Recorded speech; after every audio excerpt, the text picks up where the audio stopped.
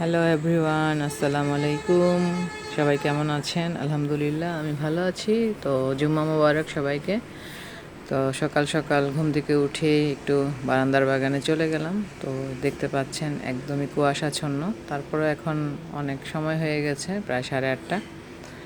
তো আমি বাইরে গিয়ে একটু ভিডিওটি করছিলাম। আমার ভালো লাগছিল, আবহাওয়াটা ঠান্ডা ঠান্ডা, আর আমার গাছগুলো মোটামুটি ভালো আছে, যেহেতু এখন একদমই শুকনা সিজন, চতুর্দিকে শুধু ধুলোবালি। তো গাছের মধ্যে অনেক ধুলোবালি পড়েছে, এগুলো আজকে আমি পরিষ্কার করব। তারপরও ভিডিওটি করেছি, আপনারা দেখবেন। আর আমার এই যে গোলাপ গাছে দেখুন, মাশাল্লাহ অনেক অনেক কুড়িয়ে দিয়েছে, ফুলও ফুটেছে। এই যে দেখুন, অনেক ভালো লাগে ছোট্ট একটা বাগান যদি থাকে এরকম বারান্দায়, আর এমন যদি সুন্দর সুন্দর ফুল ফোটে তাহলে মন ভালো হওয়ার কথাই।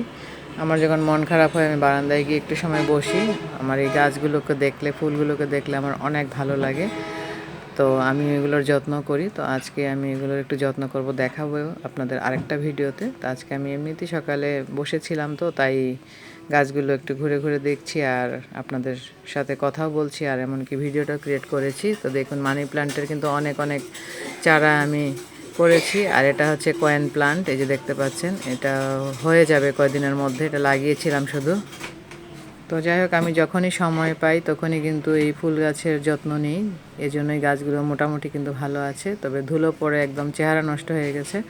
আজকে আমি পরিষ্কার করব গাছগুলোকে, একটু পাতাগুলো ধুয়ে দেব। তো এটাও ভিডিও বানাবো, আপনারা দেখবেন কিভাবে এই টবের গাছগুলোকে ধুতে হয়। তো যাই হোক, সব মিলিয়ে আমার গাছগুলো মাশাল্লাহ তারপরও অনেক ভালো আছে। আল্লাহর কাছে শুকরিয়া আদায় করি যে এতটুক জায়গার মধ্যে, অল্প একটু মাটির মধ্যে যে গাছগুলো এত ভালো আছে।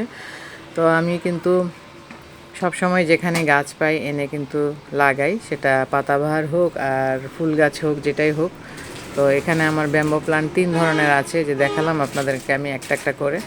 তো এগুলো কিন্তু পাতাবাহার নামে পরিচিত, তবে এগুলো ব্যাম্বো প্লান্ট।